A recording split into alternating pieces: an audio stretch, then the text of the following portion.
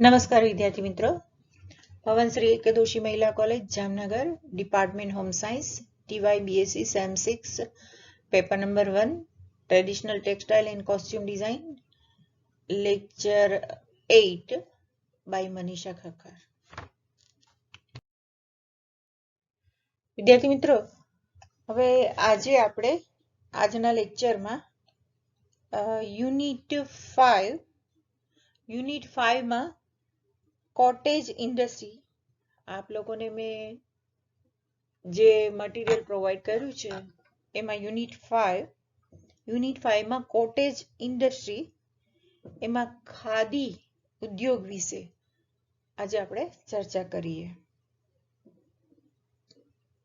ખાદી ઉદ્યોગમાં મુખ્યત્વે 4 ચેપ્ટરનું ડિસ્કસ કરવાનું છે, પણ 1 બાય 1 હું તમને એના વિશે જે કંઈ ચેપ્ટર વાઇઝ સમજ આપું એ પહેલા એ કહી દઉં. તો કયા કયા ચેપ્ટર છે? હિસ્ટ્રી ઓફ ખાદી ઉદ્યોગ, types of khadi, use of khadi, અને એના પછીનું ચેપ્ટર છે chapter 4, current fashion trend of khadi in global market. એટલે વિદ્યાર્થી મિત્રો, ખાદી યુનિટ 5 ખાદી જે કોટેજ ઇન્ડસ્ટ્રી તરીકે જે લેવાનું છે એમાં ખાદી જે મુખ્યત્વે આવે, જેને આપણે નેશનલ ફેબ્રિક ઓફ ઇન્ડિયા એટલે ઇન્ડિયાનું નેશનલ ફેબ્રિક જે કહીએ છીએ એ ખાદી ચેપ્ટર વિશે એટલે આખા યુનિટ વિશે 1 બાય 1 હું તમને એની જે સમજૂતી આપી રહી છું તો એ જે કંઈ જે છે તો એમાં મેં એક વિચાર કર્યો કે આખી ખાદી વિચાર યાત્રા તરીકે તમને આખું એક યુનિટ વિશે સમજૂતી આપું. હવે સૌથી પહેલા આપણે વોટ ઇઝ ખાદી, ખાદી એટલે શું એ સમજીએ. પહેલા આપણે થોડું એનું પ્રાસ્તાવિક પરિચય લઈએ વિદ્યાર્થી મિત્રો. તો આપણે જાણીએ છીએ કે અન્ન અને વસ્ત્ર અને રહેઠાણ, અન્ન વસ્ત્ર અને રહેઠાણ એ કોઈ પણ માનવી માટે એક પાયાની જરૂરિયાત છે. અન્ન વડે શરીરનું પોષણ થાય છે અને વસ્ત્ર વડે શરીરનું રક્ષણ થાય છે. પ્રાચીન સમયમાં તો શું હતું વિદ્યાર્થી મિત્રો, માનવી જંગલી અવસ્થામાં ભટકતું જીવન ગાળતા હતા અને ફળફળાદી અને કંદમૂળ ખાઈ અને પોષણ મેળવતો હતો. જ્યારે ઠંડી અને ગરમીથી શરીરનું રક્ષણ કરવા માટે ઝાડની ડાળી, એના પાન કે ઝાડની જે છાલ હોય એને કમર અને છાતી ઉપર બાંધી અને પછી એ શરીરનું રક્ષણ કરતો. અથવા તો પશુઓને જે માંસ ખાતો થયો તો પશુને મારીને એની જે ખાલ છે એ ખાલ પણ એ શરીરે ઓઢતો હતો માનવીએ. પછી તો જેમ જેમ સમય પરિવર્તન થયું, સમય પરિવર્તનની સાથે માનવીએ નદી કિનારા પર વસવાટ શરૂ કર્યો અને ઉત્ક્રાંતિના પરિણામે સૌથી પહેલા અગ્નિની શોધ થઈ અને પછી ચક્રની શોધ થઈ. અને ચક્રની શોધે આખું એટલું પરિવર્તન લાવી દીધું કે એ શોધ દ્વારા જ, એટલે એની જે શોધ થઈ આપણે કહી શકાય એના આધારે જ ખેતીની શોધ કરી અને અનાજ પણ ઉત્પન્ન કરવા લાગ્યા. પછી પ્લાન્ટ પણ ઉગાડવા લાગ્યા ખેતરોમાં, જેમ કે કપાસ, શણ વગેરે. એટલે આમ કહી શકાય તો અગ્નિની શોધ પછી સૌથી મોટી જો ક્રાંતિકારી શોધ થઈ હોય તો એ ચક્ર, અને ચક્રની શોધ પછી ખેતી કરવા લાગ્યા અને ખેતીમાં આ રીતે પ્લાન્ટના ઉત્પાદનો દ્વારા, એટલે પ્લાન્ટની ખેતી દ્વારા વિવિધ વસ્તુઓનું ઉત્પાદન કરવા લાગ્યા, એમાં કપાસ, શણ વગેરે.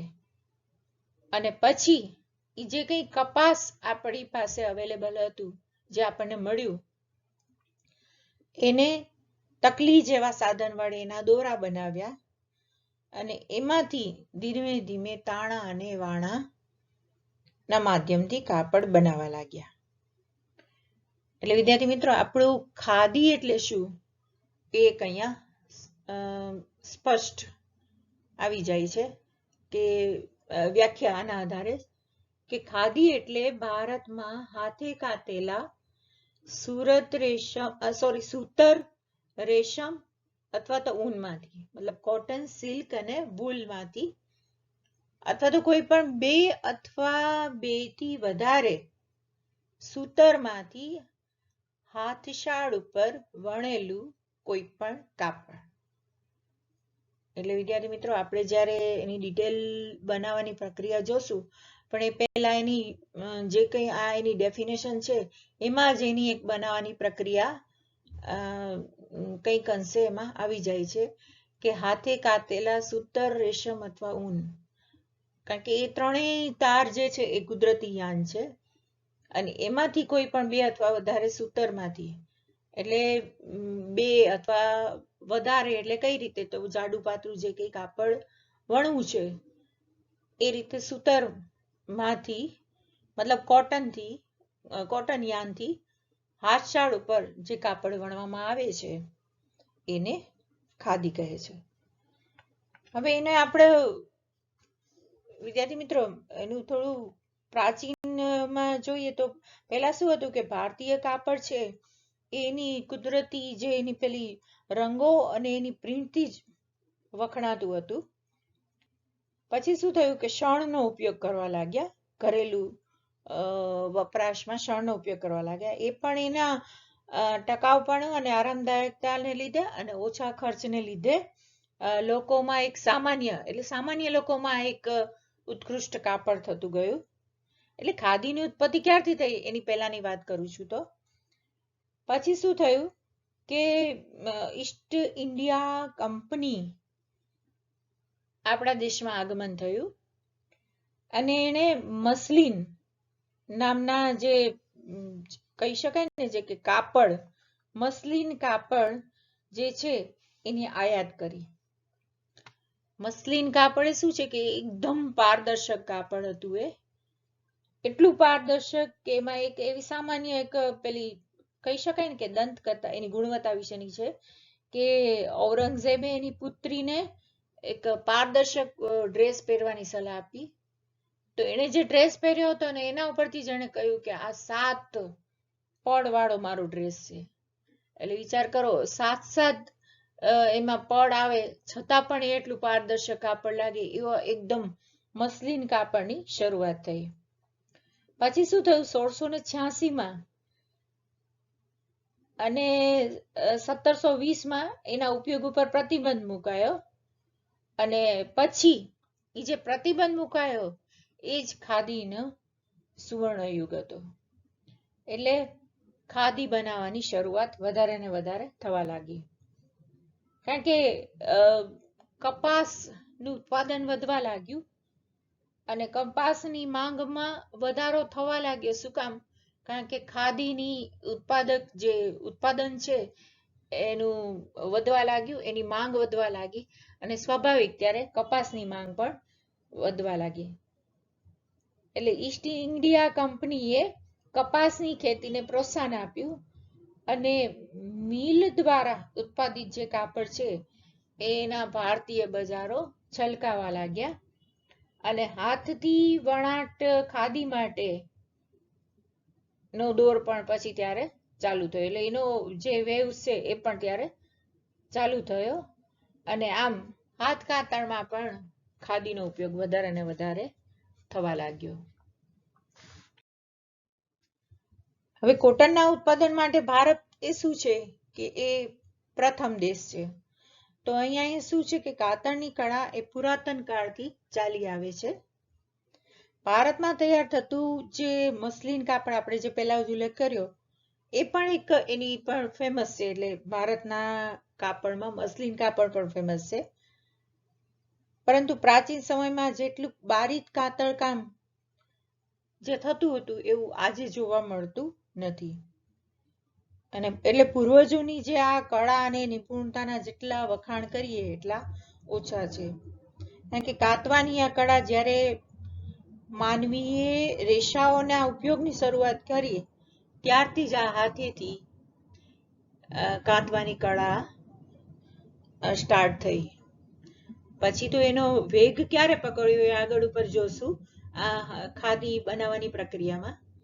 પણ પહેલા આપણે એ સમજી લઈએ કે મારો હેતુ એ છે કે ખાદી વિચાર યાત્રા હેઠળ આપણે જ્યારે આ સમજી રહ્યા છીએ તો ત્યારે શા માટે ખાદી અંગે વિચાર વિમર્શ એના થોડા પોઈન્ટ આઉટ આપણે કરીએ તો ખાદી વિચાર દ્વારા યુવા વર્ગમાં ખાદીનો લગાવ વધે એવો ખાસ પ્રયત્ન કરવાનો હોય છે. એટલે એવો એક પ્રયાસ છે.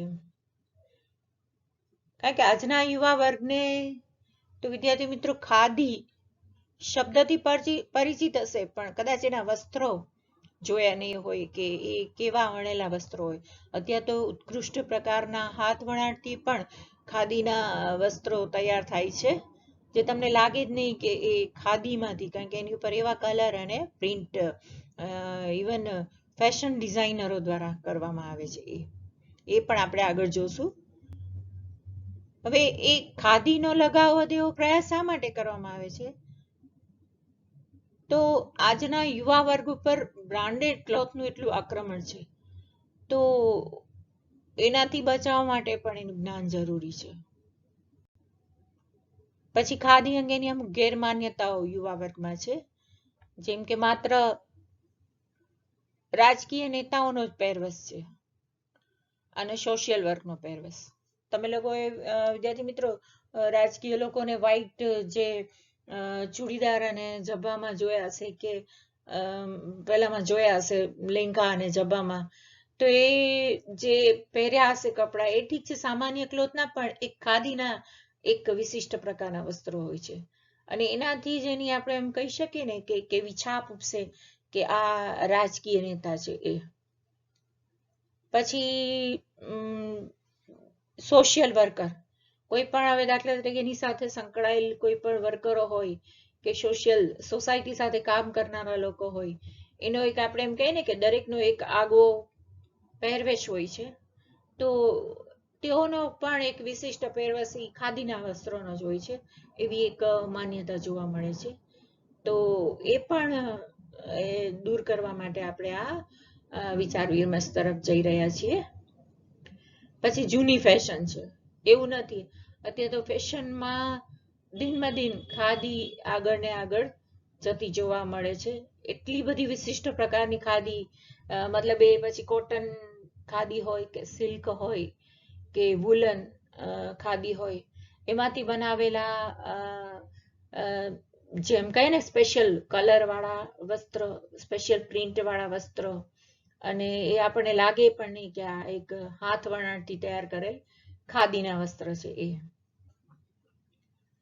અને પછી એવું પણ જોવા મળે છે કે એ કિંમતમાં મોંઘી છે, એવું નથી વિદ્યાર્થી મિત્રો. કિંમતમાં મોંઘી સ્વાભાવિક એના ઉપરથી એક ફલિત થાય કે હાથ વણાટનું ટોટલી કાપડ છે. મિલમાં જે આધુનિક યંત્રો દ્વારા જે ક્લોથ તૈયાર થાય છે તો સ્વાભાવિક હાથેથી વણવામાં આવે તો એ થોડું મતલબ એનું ઉત્પાદન મોંઘું જોવા મળે છે. એટલે સ્વાભાવિક એ મોંઘું જોવા મળે, પણ છતાં પણ અત્યારે ભારત દેશમાં આત્મનિર્ભર ભારત જ્યારે આપણે બનાવવા જઈ રહ્યા છીએ તો ત્યારે આવા હાથ વણાટના વસ્ત્રોનું ઉત્પાદન પણ હવે વધુ ને વધુ વધવા લાગ્યું છે. એ પણ આપણે આગળના લેક્ચરમાં જોશું કે એને એ હાથ વણાટના ઉત્પાદનને પ્રોત્સાહન આપવા માટે સરકાર શું કરી રહી છે, તો એને અનુલક્ષીને પણ વિદ્યાર્થી મિત્રો આજે આપણે શા માટે ખાદી એ અંગે વિચાર વિમર્શ આપણે કરી. થેન્ક યુ વેરી મચ વિદ્યાર્થી મિત્રો. હવે પછીના નેક્સ્ટ લેક્ચરમાં આગળ ઉપર ખાદીનો ઇતિહાસ એના ઉપર આપણે વિદ્યાર્થી મિત્રો જોઈશું.